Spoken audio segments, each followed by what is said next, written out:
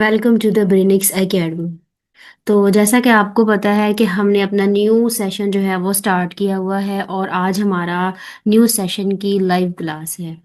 और इस सेशन में मैं आपको तमाम के तमाम जीके के सब्जेक्ट्स को कवर करवाऊंगी, जिसमें आपकी Pakistan study, Pakistan history, world geography भी आ जाएगी, इंग्लिश आ जाएगी, Urdu, computer science, Pakistan history, mathematics, everything जो भी जीके में सब्जेक्ट्स आते हैं वो सब के सब हम कवर करेंगे। तो आज के लाइव क्लास के लिए मैंने वर्ल्ड ज्योग्राफी को बिल्कुल जो है वो बेसिक से स्टार्ट किया है। और हम अपनी इस पूरी वर्ल्ड ज्योग्राफी के अंदर जो भी वर्ड में चीज़ें आती हैं सबको वन बाय वन जो है वो डिस्कस करेंगे और हर चीज़ को एक्सप्लेनेशन के साथ करेंगे। तो चलें, बगैर टाइम वेस्ट के लेक्चर को स्टार्ट करते हैं। अगर आपका कोई क्वेश्चन है तो नीचे आप चैट बॉक्स में सवाल मुझसे पूछ सकते हैं, मैं साथ साथ जो है वो आपको जवाब देती जाऊंगी। तो क्योंकि वर्ल्ड ज्योग्राफी का हमारा बिल्कुल बेसिक से सबसे पहला लेक्चर है, तो इसमें आपको सबसे पहले वर्ल्ड का मैप याद करना होगा। वैसे मैं आहिस्ता आहिस्ता आगे जाऊंगी, आपको सारे जो है वो कॉन्टिनेंट्स के बारे में बताऊंगी और ये भी बताऊंगी कि किस कॉन्टिनेंट में कौन कौन से जो है वो कंट्रीज आते हैं, रिवर्स कौन से हैं, माउंटेन्स कौन सी हैं, और कोई जो कंट्री है वो किस हवाले से फेमस है। हम हर चीज़ को जो है वो डिटेल में डिस्कस करने वाले हैं। लेकिन क्योंकि आज का बिल्कुल बेसिक सा लेक्चर है जो कि वर्ल्ड ज्योग्राफी पे है, तो इसमें मैं आपको ज़्यादा डीपली कंट्रीज़ या इनके बारे में नहीं बता रही। सबसे पहले मैं आपको एक एज अ ओवरव्यू दे रही हूँ। तो जैसे जैसे कॉन्टिनेंट करेंगे वैसे वैसे मैं आपको अच्छे से हर चीज़ बताती जाऊंगी, और सारे जो कॉन्टिनेंट्स हैं उनके मैप्स और कंट्रीज़ के नेम विद कैपिटल सब के सब आपको याद करवाऊंगी विद शॉर्ट ट्रिक। तो जैसा कि आपको पता है कि जो हमारी अर्थ है उसकी जो शेप होती है वो सिफेरिकल होती है, या जिसे आप सिंपल सर्कल भी कहते हैं, इस टाइप की शेप होती है। अब क्योंकि मैंने यहाँ पर एक एज अ सफ़ेयर नहीं बनाया, बल्कि मैंने अपनी शेप को कुछ ऐसे किया है। देखिए ये आपकी अर्थ है। अर्थ को अगर आप पीछे बैक वाली साइड से जो है वो ओपन कर दें, तब आपके पास एक फ्लैट शेप बन जाएगी। और यहाँ पर मैंने ये फ्लैट टाइप की शेप बना दी है जो कि आपको सामने नज़र आ रही है। ये मैंने इसलिए बनाई ताकि आपको मैं अच्छे से बता सकूं कि कौन सा कॉन्टिनेंट कहाँ पर है, बिकॉज अगर मैं गोल बनाती तो मैं उसको 3D में जो है वो इमेजिन नहीं करवा सकती थी आपको।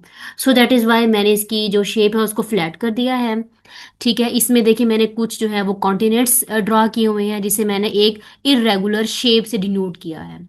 फिर उसके बाद आप देख रहे हो कि यहाँ पर बिल्कुल हॉरिजॉन्टल में है, कुछ लाइंस लगी हुई हैं। ठीक है, उसके बाद वर्टिकल में भी मैंने लाइंस लगाई हुई हैं।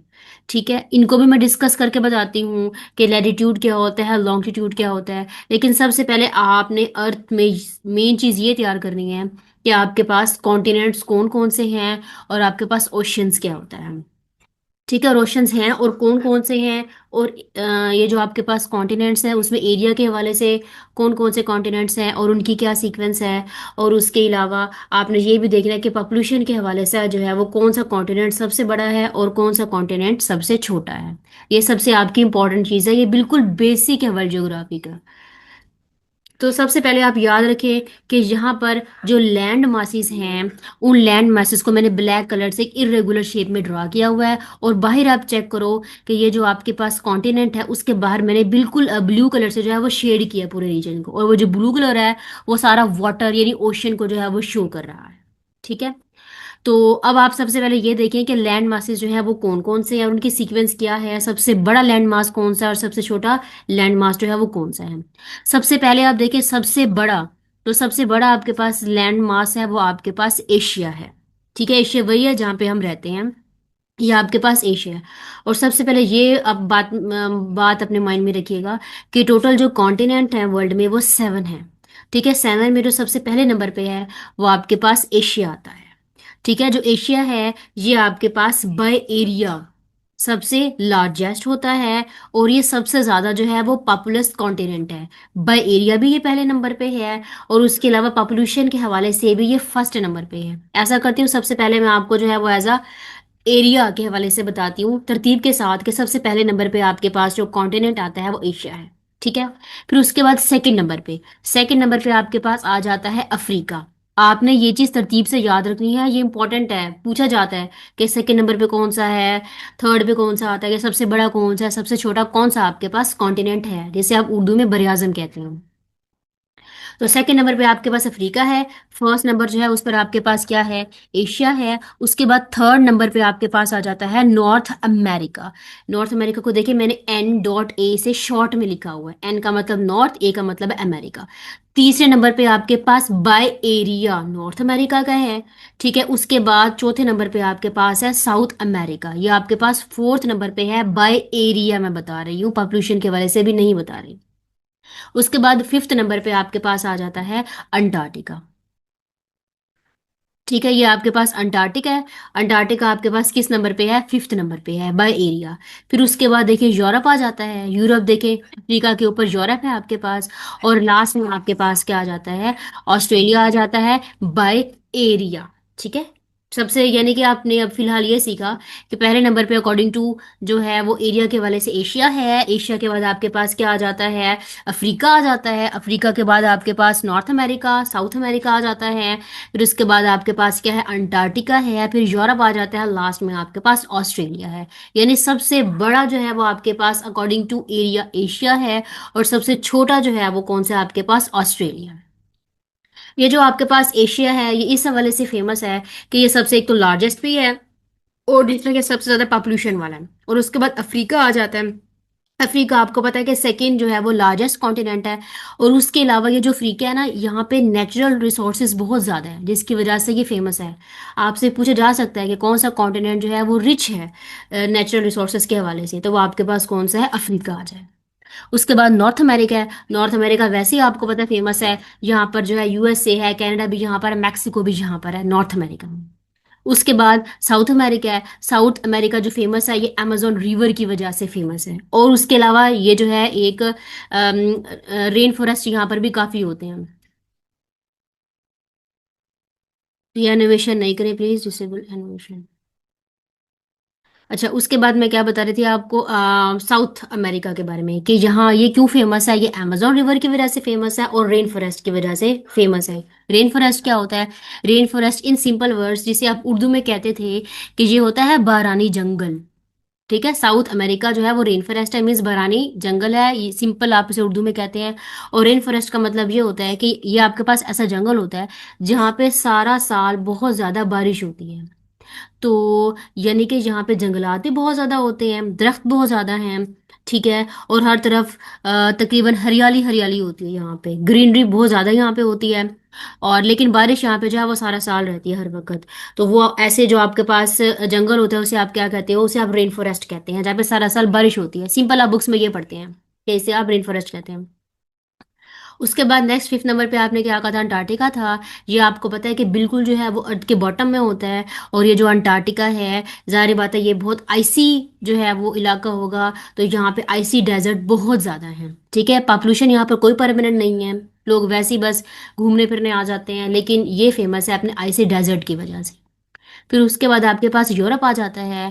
यूरोप का आपको सिंपल पता है, बेशक एरिया के हवाले से छोटा है, लेकिन ज़्यादातर कंट्रीज इसके अंदर है। यूरोप में काफ़ी कंट्रीज इंक्लूड है और ये पॉलिटिकली तौर पर बहुत ज़्यादा पावरफुल है। बेशक इसका साइज स्मॉल है, लेकिन पॉलिटिकली ये बहुत पावरफुल है। उसके बाद ऑस्ट्रेलिया आ जाता है। ऑस्ट्रेलिया सबसे जो है वो स्मॉलेस्ट आपके पास कॉन्टिनेंट है। इसे सिंपल अक्सर ना बुक्स वगैरह में इसे ओशिनिया भी कहा जाता है। तो ये आपने बेसिक हर कॉन्टिनेंट के बारे में कुछ इंपॉर्टेंट पॉइंट्स थे जो कि आपने याद रखने हैं। उसके अलावा एक आपको शॉर्ट ट्रिक बता देती हूँ कि आप तरतीब से कैसे याद रख सकते हो अपने जो है ये इस कॉन्टिनेंट को कि कौन सा कैसे है। वैसे मैंने हर चीज़ को यहाँ पे लिखा भी हुआ डिटेल में। देखिए मैंने एशिया के बारे में यहाँ पर बताया है, अफ्रीका के बारे में भी मैंने as a just short heading बताई है। देखिए continent in world is 7 by area, ये मैंने एरिया के हवाले से बताया हुआ है। तो एशिया देखिए सबसे लार्जेस्ट पे होता है और ये मोस्ट पॉपुलस भी है। देखिए अफ्रीका सेकंड लार्जेस्ट है, रिच है नेचुरल रिसोर्सेज में, जो कि इंपॉर्टेंट बात है। नॉर्थ अमेरिका की देखिए मैंने आपको बात बताई। सिमिलरली साउथ अमेरिका में देखिए अमेजोन रिवर है, रेन फॉरेस्ट है। मैंने साइड पर लिखा है कि बारिश यहाँ पे यानी ज़्यादा होती है, सारा साल यहाँ पे बारिश होती है, जिसकी वजह से ये आपके पास रेन फॉरेस्ट है। उसके बाद अंटार्कटिका के बारे में देखिए फेमस क्या है कि यहाँ पे आइसी डेजर्ट होती हैं। यूरोप पोलिटिकली बहुत स्ट्रांग है। और ऑस्ट्रेलिया को ओशिनिया भी कहा जाता है। और शॉर्ट ट्रिक आपने लाजमी याद रखनी है, लार्जेस्ट से स्मॉलेस्ट मैंने तरतीब से लिखा हुआ है। अब शॉर्ट ट्रिक में क्योंकि आपने क्या याद करना है, कॉन्टिनेंट्स को याद करना है, वो भी according to area not by population. तो देखें, all aunts need sweet apples every ottoman.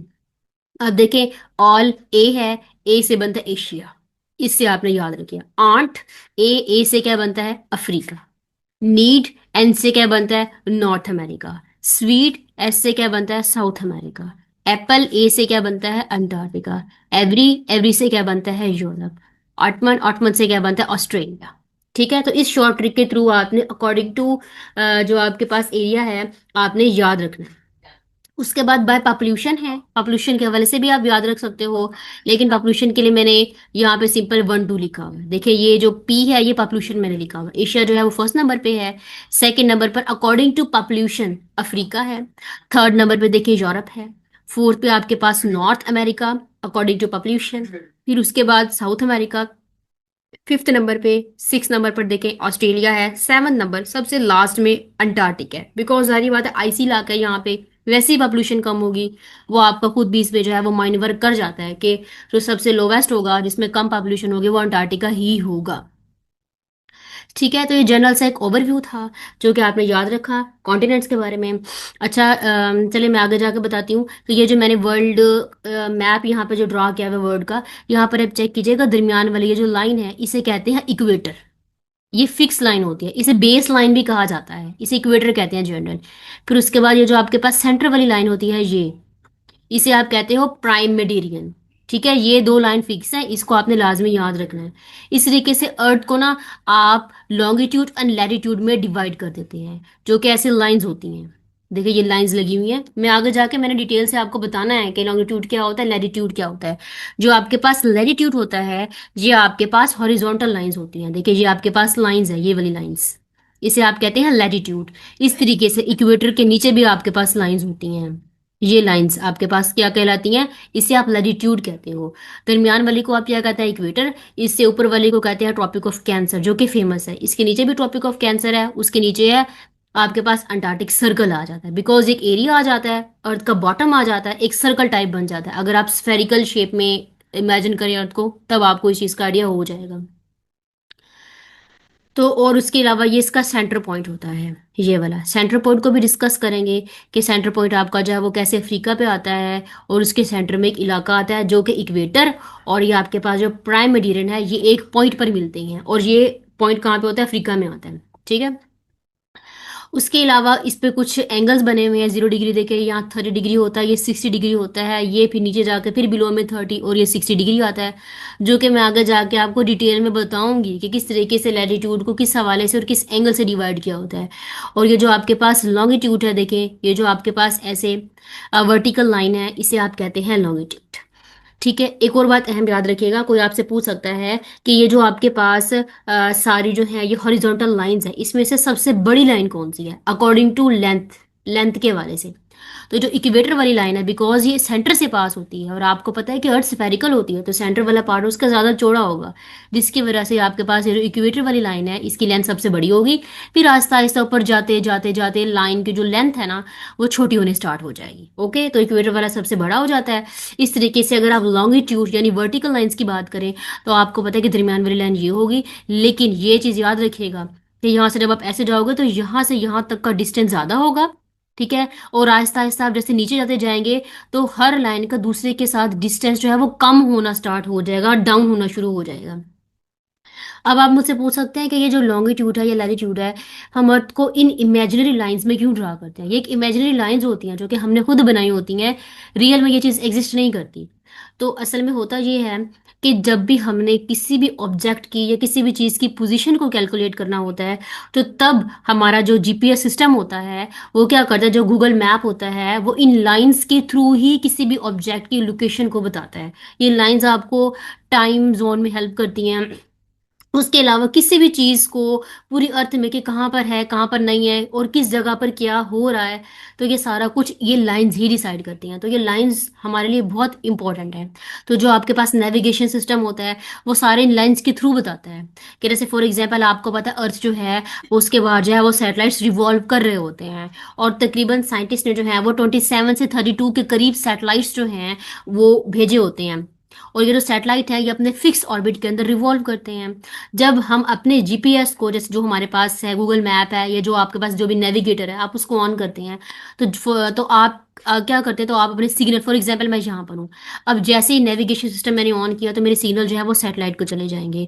और जहाँ पर मैं खड़ी हूँ तो मेरे पास एटलीस्ट जो मेरे नियर बाय के 4 सैटेलाइट्स हैं उनको सिग्नल्स जाते हैं।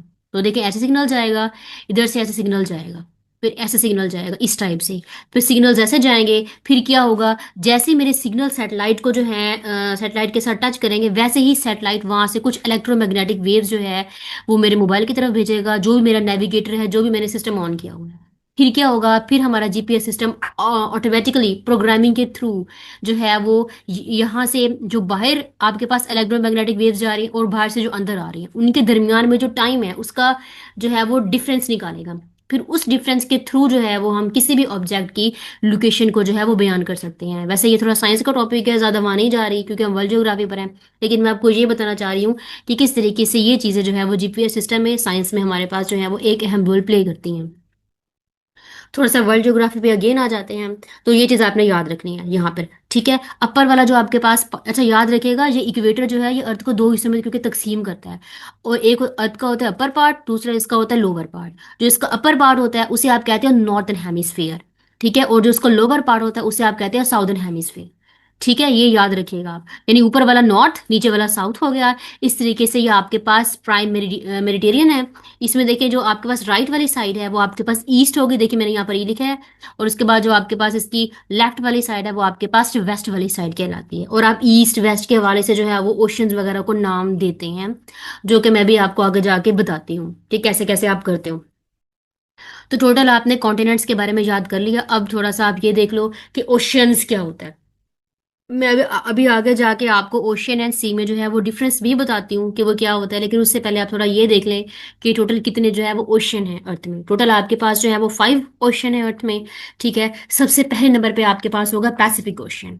अच्छा मैप देख के कंफ्यूज मत होइएगा, बिकॉज उसकी रीजन ये है क्योंकि देखिए आपके सामने मैंने आपको स्टार्टिंग में बताया था कि अर्थ क्योंकि स्फेरिकल शेप की होती है, मैंने उसको पीछे बैक से जो है वो स्प्लिट कर दिया था, जिसकी वजह से जो आपके पास पैसिफिक ओशन है वो यहाँ पर भी आपको लिखा नजर आएगा। उसके अलावा आपको जो पैसिफिक ओशन है वो यहाँ पर भी लिखा नजर आएगा, देखिए यहाँ पर भी मैंने पैसिफिक ओशन लिखा है। वो इस वजह से बिकॉज इस पीछे वाले पार्ट को, इस पार्ट को, लेफ्ट वाले को अगर आप राइट वाले के साथ अटैच कर दोगे तो अटैच करने से ये होगा कि वो आपस में 2 पीसेस मिल जाएंगे और आपके पास जो पैसिफिक ओशन है वो एक ही है, ठीक है। तो एक ही बनता है वो पैसिफिक ओशन। लेकिन वैसे ही जनरल तौर पे ना क्योंकि मैंने इस फ्लैट शेप में बनाया आपको समझाने के लिए, लेकिन पैसिफिक ओशन सेम होता है। लेकिन जाहिर बात है कि जो पैसिफिक ओशन अगर आपके पास इस साइड पर आ रहा है, देखिए ये आपके पास इक्वेटर है ना, ये इक्वेटर है, तो जो आपके पास वाटर है उसका ज्यादा पार्ट जो है वो इस वाली साइड पे आ रहा है, जिसकी वजह से अक्सर मैप के ऊपर अगर आप देखो, आप चेक करेंगे तो यहाँ पे अक्सर लिखा होता है नॉर्थन पैसिफिक ओशन, बिकॉज ये नॉर्थ वाली साइड पे इसका ज्यादा हिस्सा आ रहा होता है। सिमिलरली जो लेफ्ट साइड पर है यहाँ पर वाटर का हिस्सा ज्यादा होता है, तो जो पैसिफिक ओशन की ये वाली साइड है इसे आप कहते हो साउथर्न पैसिफिक ओशन, बिकॉज ये साउथ वाली साइड पर ना ज्यादा इसका एरिया होता है इस वजह से। लेकिन होता ये सेम ही है, पैसिफिक ओशन वाटर इसका सारा मिक्सअप ही होता है। लेकिन ज्यादा स्पेसिफिक करने के लिए, किसी चीज की लोकेशन को बताने के लिए हम फिर इसको कह देते हैं कि भाई ये हम कौन से वाले पैसिफिक ओशन की साइड की बात कर रहे हैं, बिकॉज ये जो पैसिफिक ओशन है ये सबसे बड़ा आपके पास ओशन होता है। इस वजह से हम डिफरेंट चीजों की लोकेशन के लिए या किसी चीज को खास मेंशन करने के लिए इसको नाम दे देते हैं। तो टोटल आपके पास कितने ओशन है, टोटल आपके पास 5 ओशन होते हैं। सबसे पहले नंबर पे आपके पास है पैसिफिक ओशन, और ये सबसे लार्जेस्ट ओशन होता है। और ये इसका सबसे डीपेस्ट पॉइंट जो है इसका, उसे क्या कहते हैं, मारियाना ट्रेंच कहते हैं। ये इंपॉर्टेंट है, एमसीक्यूज आता है कि deepest point of Pacific ocean is called Mariana trench. उसके बाद सेकंड नंबर पे आपके पास है अटलांटिक ओशन, ये आपके पास सेकंड लार्जेस्ट होता है। मैप में आप चेक कर लें। पैसिफिक ओशन के बारे में मैंने आपको भी बता दिया कि मैंने पीछे से स्प्लिट किया था, इस वजह से मैंने 2 नाम लिखे हैं, लेकिन है ये एक ही ओशन, ठीक है। सेकंड नंबर पे आपके पास कौन सा, अटलांटिक ओशन। अटलांटिक ओशन आपके पास यहाँ पर होता है, अफ्रीका और साउथ अमेरिका के से दरमियान में ये जो वाटर का रीजन है ये आपके पास जो है क्या कहलाता है, ये आपके पास अटलांटिक ओशन होता है। अब ये जो आपके पास अटलांटिक ओशन है ये सेकेंड लार्जेस्ट ओशन है, और यहाँ पर जो है वो ट्रेडिंग बहुत ज़्यादा होती है, यहाँ पे बहुत ज़्यादा रूट्स बने हैं ट्रेडिंग के लिए, बड़ा ये इसका जो है वो बिजिएस्ट पोर्ट होता है अटलांटिक ओशन का। बिकॉज ये सेंटर में आ जाता है, आप खुद देखो। फिर हर तरफ से जो है वो कॉन्टिनेंट्स जो है वो यहाँ से गुजरते आते जाते हैं, तो यहाँ पे ट्रेडिंग बहुत ज़्यादा होती है। उसके अलावा उसके बाद थर्ड नंबर पे आप देख लो, थर्ड नंबर पे आपके पास जो है वो कौन सा ओशन है? थर्ड पे आपके पास इंडियन ओशन होता है। और इंडियन ओशन जो है ये आपके पास क्यों फेमस है? इंडियन ओशन फेमस है मोस्टली, इसे कहा जाता है कि ये हमारे पास वार्मेस्ट ओशन है तमाम ओशंस में से। जैसे मैंने आपको हर कॉन्टिनेंट की कोई खास बात बताई है, उसी तरीके से जो आपके पास ओशन है उसकी भी कोई खास बात है। पूछा जाता है, पूछा जा सकता है आपसे कि कौन ऑप्शन आपको दिए होंगे ए बी सी डी में, उसने नाम लिखे होंगे ओशंस के, पैसिफिक, अटलांटिक, इंडियन या साउथर्न ओशन। फिर क्या होगा कि इसमें से कौन सा सबसे वार्मेस्ट ओशन है, तो आप बता दो इंडियन ओशन। इस तरीके से वो पूछ सकता है कि सबसे जो है वो बिजिएस्ट ओशन जो है वो कौन सा, अटलांटिक ओशन है। और वो पूछ सकता है कि सबसे लार्जेस्ट कौन सा है, तो आप बता सकते हो कि वो पैसिफिक ओशन है। तो इस हवाले से आपने हर ओशन या कॉन्टिनेंट की खास बात याद रखनी है कि वो किस वजह से जो है वो सबसे ज्यादा फेमस है। ठीक है। उसके बाद आपके पास फोर्थ नंबर पे कौन सा आ जाता है? साउथर्न ओशन आ जाता है, जो कि साउथ साइड पे है अंटार्कटिक ओशन के। यहाँ पे आप देख लें, साउथर्न ओशन, देखिए ये साउथर्न ओशन है। ठीक है। और उसके बाद इससे ऊपर यहाँ पे ये आपके पास आर्कटिक ओशन होता है, ये वाला रीजन आपको खुद पता है कि ये अर्थ का कौन सा पार्ट है? अपर पार्ट है। और आपको पता है कि यहाँ पे अपर वाले पार्ट में और बॉटम वाला जो पार्ट है यहाँ पर, ये आइसी इलाका होता है, मतलब बड़ी यहाँ पे ठंड होती है। इस वजह से, और क्योंकि ये साउथर्न साइड पे है इसलिए इसे साउथर्न ओशन कहते हैं। और ऊपर वाला देखिए नॉर्थर्न साइड पे, इस वजह से इसे नॉर्थर्न ओशन भी कहते हैं। लेकिन क्योंकि ऊपर आर्कटिक सर्कल होता है, सो दैट इज वाई इसे आर्कटिक ओशन भी कहा जाता है। तो दो तीन नेम हो सकते हैं, इसमें आपने कंफ्यूज नहीं होना। और जाहिर बात है उसका एरिया और लोकेशन के हवाले से उसको नाम दे दिया जाता है। ठीक है।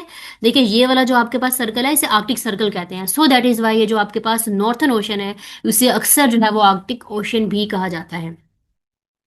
तो आपके पास ये जो साउथर्न वाला ओशन है, ये अंटार्कटिक ओशन, साउथर्न ओशन, ये क्यों आपके पास फेमस है? ये इस वजह से कि ये अंटार्कटिका के राउंड में होता है, यहाँ पर बहुत बर्फ होती है। सारे बता कोई ट्रेडिंग नहीं होती, कोई खास चीज़ नहीं है, लेकिन ये आइसी ही ज़्यादा होता है यहाँ पे। उसके बाद ऊपर देखे आर्कटिक ओशन है।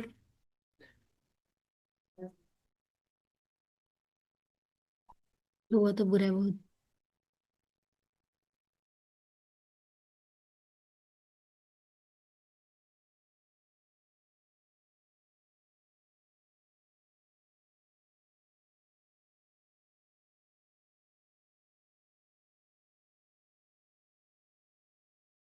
आपके पास जो है ये टोटल जो है ये ओशंस हैं जो कि आपने याद करने हैं कि कौन कौन से ओशंस हैं, इनकी सीक्वेंस सबसे पहले आप याद रखिएगा। जैसा कि आपको पता है कि सबसे पहला आपके पास पैसिफिक ओशन है, फिर उसके बाद सेकंड नंबर पर आपके पास अटलांटिक ओशन है, फिर इंडियन ओशन आ जाता है, फिर आपके पास साउथर्न ओशन जिसे आप जो है वो अंटार्कटिक ओशन भी कहते हैं। उसके बाद लास्ट में आपके पास आर्कटिक ओशन है जो कि सबसे स्मॉलेस्ट है। इसको याद रखने की भी शॉर्ट ट्रिक है जो कि आपने याद रखनी है। देखिए इसको याद रखने के लिए मैंने खुद से जो है वो रैंडमली कोई एक शॉर्ट ट्रिक बनाई हुई है। देखिए यहाँ पे लिखा हुआ है कि please ask if sir agrees.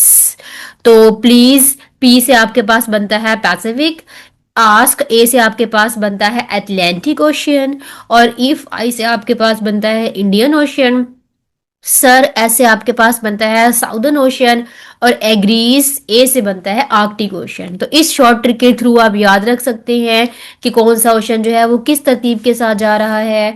और सबसे बड़ा ओशन आपके पास कौन सा है? पैसिफिक ओशन है। और सबसे छोटा आपके पास कौन सा ओशन है? आर्कटिक ओशन है। ये सीक्वेंस इंपॉर्टेंट है, इससे ही आपका आगे सारा कुछ जो है वो कंटिन्यू रहेगा। तो फिलहाल अभी तक हमने क्या चीज डिस्कस की? हमने ये देखा कि अर्थ जो है उसको किस हिस्से किस तरीके से और किस किस वे से जो है वो डिवाइड किया जाता है। कौन सी साइड जो है वो साउथ है, कौन सी नॉर्थ है, कौन सी ईस्ट है, कौन सी वेस्ट है, इक्वेटर आपके पास क्या होता है, लॉन्गिट्यूड क्या चीज है, लैटिट्यूड आपके पास क्या चीज होती है। ठीक है। उसके बाद अब आप यहाँ पर एक चीज आपके माइंड में क्वेश्चन आना चाहिए कि मैम हमें आप ये बता दें कि सी और ओशियन में क्या डिफरेंस होता है, what is difference between sea and ocean.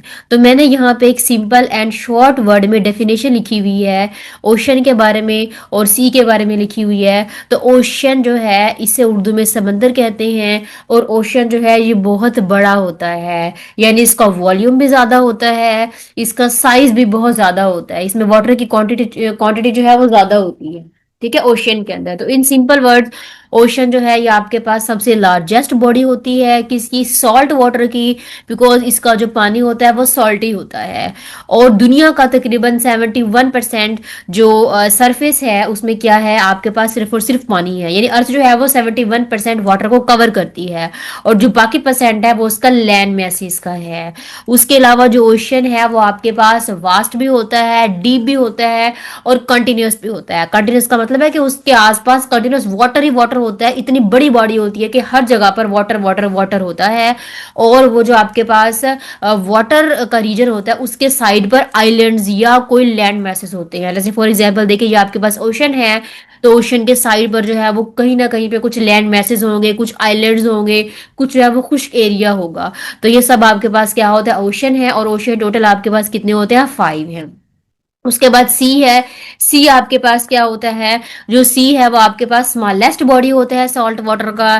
तो यानी होता ये है कि ओशन आपके पास सबसे बड़ा जो है वो एक पार्ट होता है। और उस ओशन के अंदर एक छोटा सा हिस्सा होता है जिसे आप समंदर, ये सी कहते हैं सिंपल वर्ड्स। तो अब आपके पास ये जो सी होता है ये उसका छोटा सा पार्ट होता है, बल्कि उसके अंदर होता है। जैसे आप मैथ में करते हैं कि आपके पास एक सेट है ए और एक सेट आपके पास बी होता है, तो आप ये कहते हो कि बी जो है वो सबसेट होता है ए का। तो यानी बी जो है वो छोटा हिस्सा है किसका, ए का, उसका सब पार्ट होता है। तो वो आपके पास क्या होता है, ये आपके पास सी होता है। ओके। तो सी जो ओशन है उसे छोटा होता है। और उसके अलावा इसके साइड पर जो है वो कुछ लैंड लैंड मैसेज होते हैं, और ये ओशन के साथ कनेक्ट होता है, ये बात भी याद रखिएगा, it is connected with ocean. और उसके अलावा जो सी आपके पास होता है वो कुछ शेल्वर होता है, और इसमें ज्यादा जो है वो वाटर नहीं होता, ओशन की निस्बत कम होता है। क्यों? क्योंकि वो उसका सब पार्ट होता है, इस वजह से उसमें जो है वो कम वाटर होता है। तो ये आपके पास क्या था, ओशन एंड सी में डिफरेंस है। उसके बाद आपने एक और बात भी याद रखनी है कि वो जो मैंने अभी आपको मैप ऊपर दिखाया हुआ था, तो आपको पता है कि कोस्टल लाइन एक चीज होती है। कोस्टल लाइन आपके पास क्या होती है, कोस्टल लाइन को उर्दू में कहा जाता है साहिली लकीर। साहिल का आपको आइडिया होगा, आपने देखा होगा कि अक्सर लोग साहिल पे जाते हैं। फॉर एग्जांपल जैसे ही आइलैंड है एक मेरे पास, ठीक है, दिस इज आइलैंड, और आसपास सारा वाटर है। अब ये जो लाइन है, ये वाली लाइन जो कि पानी को और खुश्की के हिस्से को जो है वो सेपरेट करती है, उस लाइन को आप क्या कहते हो कि ये आपके पास कौन सी लाइन है, कोस्टल लाइन है। या सिंपल वर्ड में आप कहते हैं कि कोस्टल लाइन आपके पास वो जगह है जहां जमीन समंदर से मिलती है, यानी ये जमीन का वो किनारा होता है जहां से समंदर शुरू होता है, इसे कोस्टल लाइन कहते हैं। ठीक है। अब कोस्टल लाइन जो है वो तरतीब से होती है कि किसकी कितनी बड़ी कोस्टल लाइन है और किसकी जो है वो कितनी छोटी कोस्टल लाइन है। ठीक है, ये बात आप याद रखिएगा, ये इंपॉर्टेंट बात है कि कौन सा आपके पास जो ओशन है उसकी कितनी बड़ी कोस्टल लाइन है। अब मैंने उस कोस्टल लाइन को यहाँ पर शॉर्ट ट्रिक के थ्रू आपको लिखकर बता दिया है। देखिए ये कोस्टल लाइन है, सबसे बड़ी जो कोस्टल लाइन है वो आपके पास पैसिफिक ओशन की है, और उसकी लेंथ देखिए ये लिखी हुई है। अब इसकी लेंथ कितनी है, 1,35,000। ये पैसिफिक ओशन की जो है वो कोस्टल लाइन की लेंथ है, और इसकी लेंथ जो है वो सबसे बड़ी है।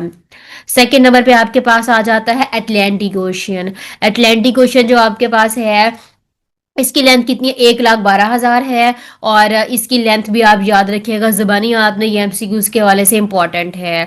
उसके बाद आपके पास आता है इंडियन ओशन की कोस्टल लाइन है, इसकी कितनी है, इसकी जस्ट 66,000 है। यानी तीसरे नंबर पे जो जिसकी कोस्टल लाइन सबसे बड़ी है वो इंडियन है। उसके बाद फोर्थ नंबर पे आर्कटिक ओशन, इसकी कितनी है, 45,000 किलोमीटर है। याद रखिएगा ये यूनिट किलोमीटर में लिखा हुआ है, मीटर में नहीं लिखा हुआ, आपके ऑप्शन पे डिपेंड करेगा। आपको पता है कि 1 किलो में कितने होते हैं, जब भी के को फिनिश किया जाता है तो उसकी जगह पे ऑलवेज थाउजेंड लगाते हैं। ठीक है, यानी कि 1 किलोमीटर में 1,000 मीटर्स होते हैं। अगर ऑप्शन मीटर में है तो आप इस 45,000 को यानी 1,000 से मल्टीप्लाई कर देंगे, फिर जो वैल्यू आएगी वही आपका ऑप्शन में होगा। यूनिट आपके लिए बहुत इंपॉर्टेंट है। लास्ट में आपके पास फिफ्थ जो है वो साउदर्न ओशन है, और इसकी लेंथ कितनी 18,000 किलोमीटर है, और ये सबसे स्मॉलेस्ट जो है वो कोस्टल लाइन रखता है। ठीक है, ये मैंने लार्जेस्ट टू स्मॉलेस्ट लिखी हुई है, लेकिन आपको तरतीब याद होनी चाहिए कि किसकी कितनी है और कितनी बड़ी है। This is very important MCQs. तो फिलहाल जो है वो जस्ट मैंने आपको इतना सा ही ओवरव्यू देना था कि आपके पास सीज क्या होते हैं, ओशंस क्या होते हैं। उसके बाद नेक्स्ट जो हमारा लेक्चर होगा उसमें मैं आपको लैटिट्यूड एंड लॉन्गिट्यूड के बारे में जो है वो डिफरेंस करके बताऊंगी। उसमें मैं आपको ये बताऊंगी कि अर्थ की शेप कैसी होती है और किस तरीके से आप बताते हो कि कौन सा ट्रॉपिक किस जगह पर लाई करता है, और इसमें हम किस तरीके से जो है वो जोन्स को डिवाइड किया जाता है और कौन सा जोन कैसा होता है। ठीक है, वहां पे टेम्परेचर को भी डिस्कस करेंगे। और जब हम लॉन्गिट्यूड की बात करेंगे तो वहां पर मैं आपको टाइम जोन का बताऊंगी कि किस तरीके से टाइम जोन जो है वो निकाला जाता है। उसके बाद मैं आपको डिग्री और मिनट्स के बारे में भी बताऊंगी। न्यूटिकल माइल क्या चीज होती है, किस तरीके से डिस्टेंस निकाला जाता है हर चीज का, वो भी मैं आपको डिटेल में डिस्टेंस के कैसे निकाला जाता है वो बताऊंगी। उसके बाद मैं आपको थोड़ा सा इक्वेटर के बारे में भी डिस्कस करके बताऊंगी कि कौन कौन से कंट्रीज हैं जो कि आपके पास इक्वेटर को जो है वो कट करते हैं और इक्वेटर के ऊपर से गुजरते हैं। उनके नेम मैंने आपको शॉर्ट ट्रिक के थ्रू जो है वो सबके याद करवाने हैं। ठीक है, तो अगर आपका कोई सवाल है तो आप मुझसे पूछ सकते हैं। Thank you.